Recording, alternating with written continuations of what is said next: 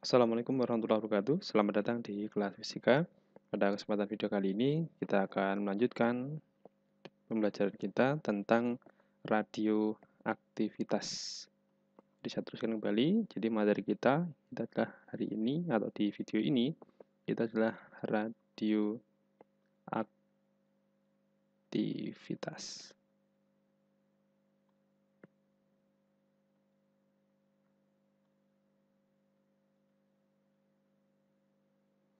Nah, apa itu radioaktivitas? Nah, definisi dari radioaktivitas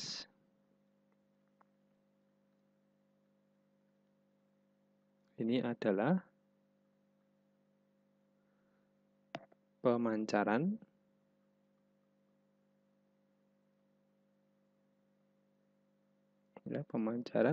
sinar radioaktif,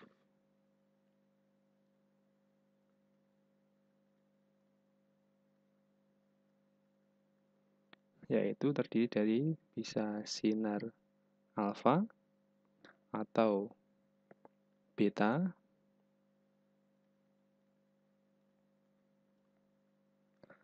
atau bisa juga sinar gamma. Ya, jadi sinar radioaktif di sini adalah sinar alfa, beta atau gamma yang secara spontan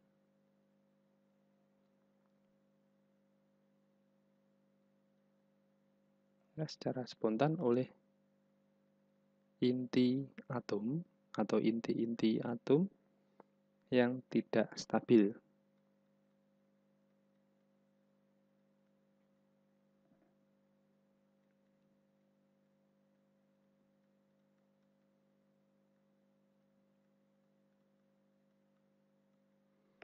Oke, yang tidak stabil untuk menjadi inti yang lebih stabil. Jadi nanti akan menjadi inti-inti yang stabil.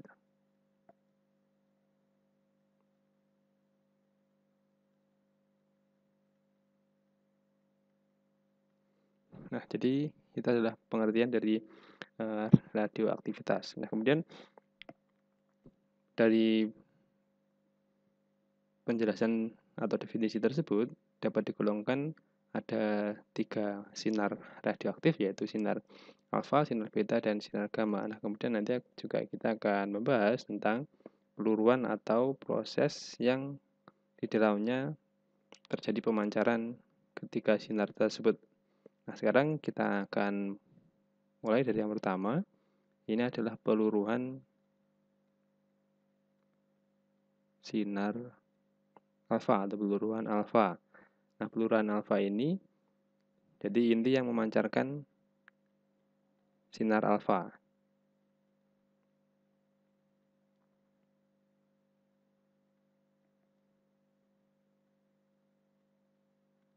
Sinar alfa atau ini adalah helium 24. Nah, jadi nomor masanya 4, nomor atomnya adalah 2. Nah, maka persamaan reaksinya, untuk persamaan reaksi proses peluruhan alfa ini, persamaan reaksi. Jadi nanti ada X, misalkan ini adalah Z, sini adalah A, maka ini akan berubah menjadi unsur lain yang lebih stabil dan dia memancarkan alfa. Nah, alfa ini adalah 24. Nah, bagaimana dengan nomor atom dan nomor massa pada Y ini? Nah, untuk mencarinya, maka kita bisa mencari bahwa nomor atom dan nomor massa dari sebelah kiri tanda panah ini dan yang sebelah kanan, itu totalnya harus sama. Kalau di sebelah kiri Z, maka nomor atom dari Y ini adalah Z-2, karena Z-2 plus 2 nanti akan hasilnya Z. Kemudian untuk nomor massanya juga demikian. Kalau di sebelah kiri A, maka ruas kanan ini kalau sudah ada 4, maka di sini harus A-4. Nah, ini adalah persamaan reaksi untuk proses peluruhan alfa. Nah, kemudian contoh. Nah, misalkan di sini ada U92 238. Nah, kemudian ini mengalami peluruan memancarkan alfa ini 24 menjadi unsur lain yaitu TH ini. Nah, kalau di alfa ini sudah 2 dan luas kiri ini ada 92, maka di sini harus 90. 92 dikurangi 2. Kemudian di bagian yang atas tahu nomor massa, berarti itu adalah 238 dikurangi dengan 4, berarti ini adalah 234. Nah, itu adalah pemancaran atau peluruan sinar alfa. Kemudian yang kedua, peluruhan beta.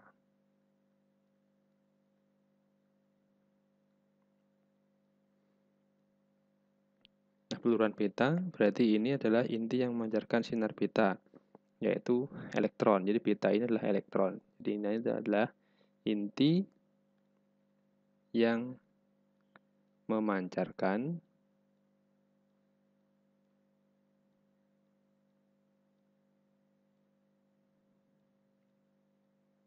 sinar beta, yaitu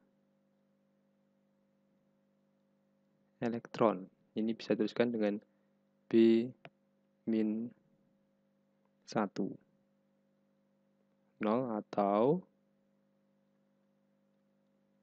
E-1 0. Ini beta gitu ya.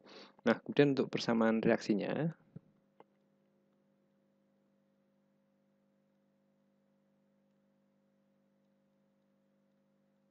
dari proses peluruan beta nanti adalah kita tuliskan seandainya unsur yang meluruh itu adalah X, ini adalah Z, kemudian di sini ada A, kemudian memancarkan beta, yang ada -1, 0, biasanya diikuti dengan neutrino, kemudian di sini adalah jadi Y. Nah, ruas kiri ada A, maka di sini tinggal A, tetap A tambah 0, dan seterusnya, maka harus A. Kemudian yang di nomor atom, yang Y ini berarti adalah Z plus 1. Nah, itu adalah persamaan secara umumnya. Kemudian ini contoh unsur yang memancarkan beta. Jadi misalkan ada karbon 614, kemudian dia memancarkan beta -1 0, kemudian ada neutrino. Nah, ini menjadi N714. Nah, itu contoh tentang peluruan beta. Dan yang ketiga, ini adalah peluruan gamma.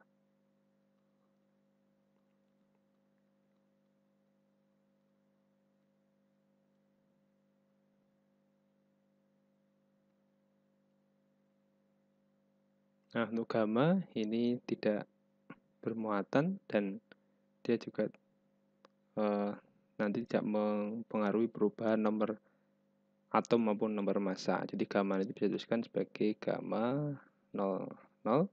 Ini termasuk gelombang elektromagnetik. Nah, maka untuk penulisan reaksi dari peluruan gamma ini, persamaan reaksi ini adalah X, ini Z ya. Ini Z, ini adalah A. Nah, ini misalkan menjadi Y, kemudian memancarkan beta dan gamma 00. Ini -1 0, berarti sini ada A, di sini ada Z plus 1. Nah, contoh.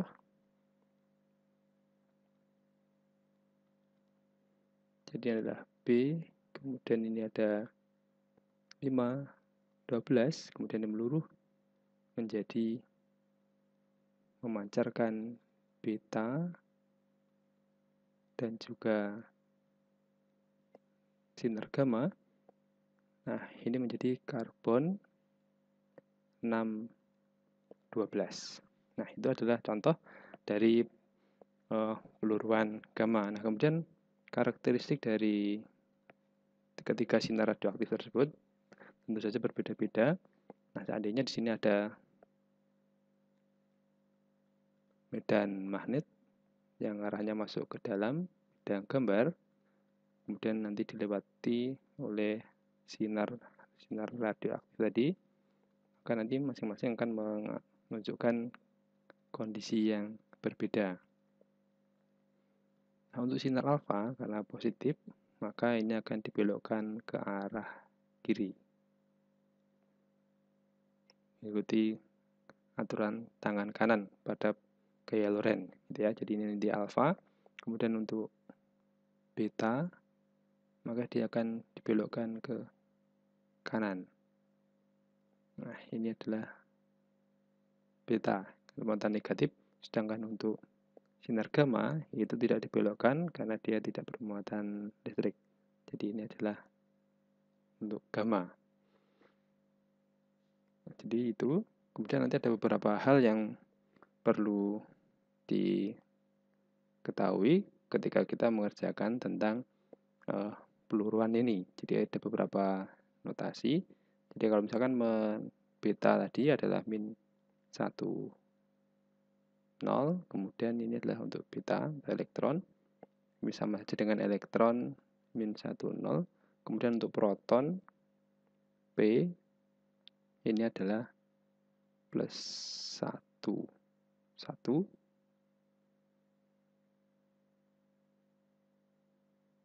Ini atau boleh dituliskan saja 1, 1. Nah, kemudian untuk ini adalah berarti proton. Kemudian ini adalah elektron. Nah, kemudian untuk neutron,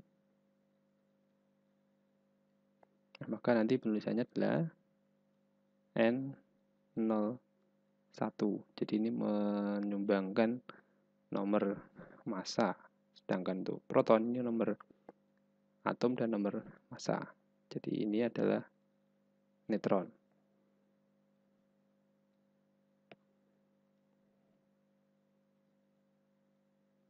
Dengan nanti misalkan menemukan positron atau elektron yang positif, berarti nanti adalah E, ini plus 1, 0. Nah, kemudian setelah tadi adalah peluruan alfa, beta, dan gamma, untuk unsur-unsur yang tidak stabil, maka unsur itu akan bisa mengalami peluruan sehingga jumlah intinya itu akan semakin lama akan semakin berkurang. Nah, sehingga pada saatnya tertentu bisa jadi atau bisa juga jumlah dari atom itu akan menjadi separuhnya, sehingga nanti akan kita mengenal adanya waktu paruh. Jadi kalau secara umum atau proses peluruhan, ini ada proses peluruhan.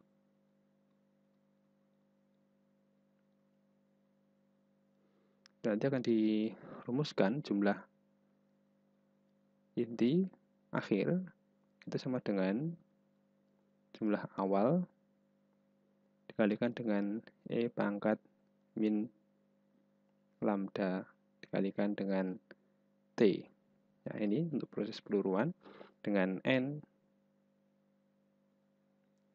ini adalah jumlah inti yang tersisa atau yang tinggal. Kemudian untuk N0 jumlah inti radioaktif mula-mula.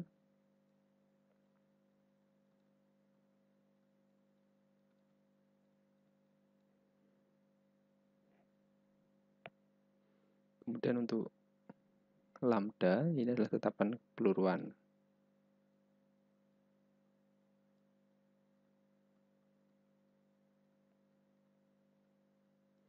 Kemudian T ini adalah waktu peluruan.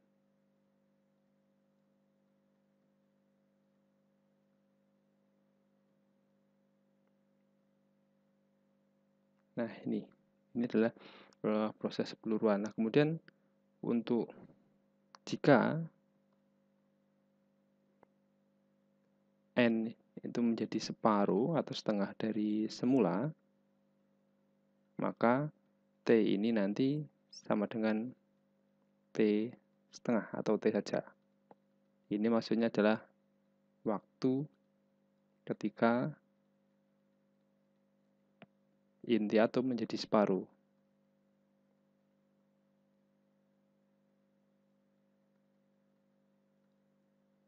Setengah dari semula.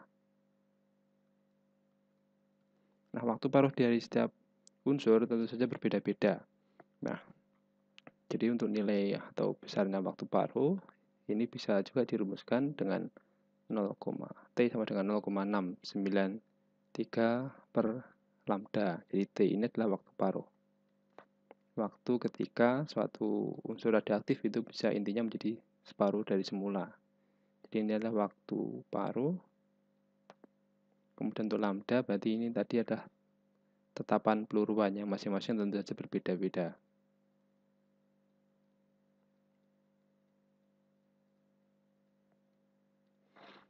Kemudian bagaimana persamaan dari jumlah inti ketika sisa dari inti yang radioaktif itu yang meluruh itu tinggal separuh. Maka nanti persamaan untuk mencari jumlah inti itu adalah dengan persamaan N itu sama dengan N0 dikalikan dengan setengah pangkat T per T. Ini ya, T. Jadi persamaannya adalah N sama dengan N0 atau N awal dikalikan setelah pangkat T per T paruh. Nah, di sini ada N0, ini berarti adalah jumlah atom mula-mula.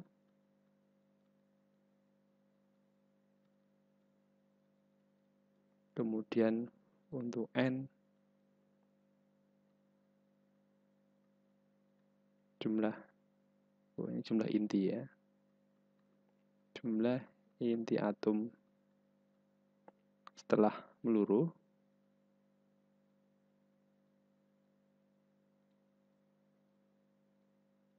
Kemudian T ini adalah lamanya peluruan.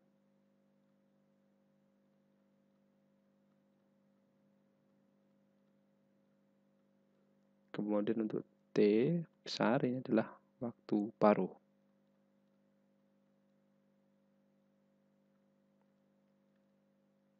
Nah, jadi itu persamaan untuk mencari jumlah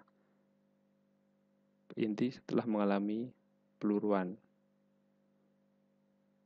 pada suatu waktu tertentu. Nah, kemudian ini contoh soal.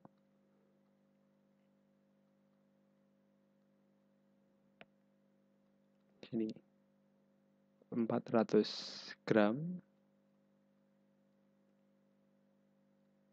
unsur A dengan waktu paruh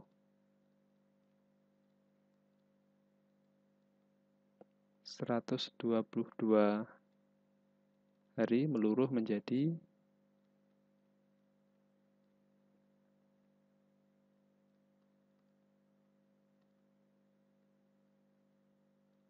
unsur B.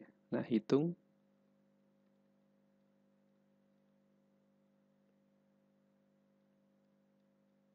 massa A dan B setelah 1 tahun. Ini maksudnya 366 hari. Oke, ini ya. Nah, berarti nanti kita bisa mencari, anggap saja untuk N0 ini adalah 400 gram.